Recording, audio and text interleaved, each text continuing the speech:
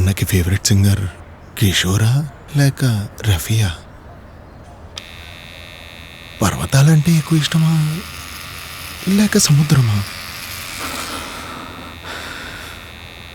క్లాస్లో అల్లరి చేసేవాడా లేక టీచర్కి ఫేవరెటా?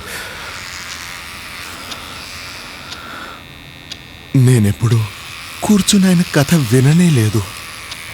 మొదట్లో నాన్న ఆఫీస్ నుండి లేటుగా వచ్చేవారు. తర్వాత నేను నాన్న మనస్సులో అసలేముండేదో ఏమో అది తెలుసుకోలేకపోయా. సారీ నాన్న. ఈ ఫాదర్స్ డే మీ నాన్నతో కూర్చుని తన కథ వినండి. ఆయన మనసు తేలికవుతుంది. నాన్న first, India first. India first వారి లైఫ్ ఇన్సూరెన్స్ ప్లాన్స్.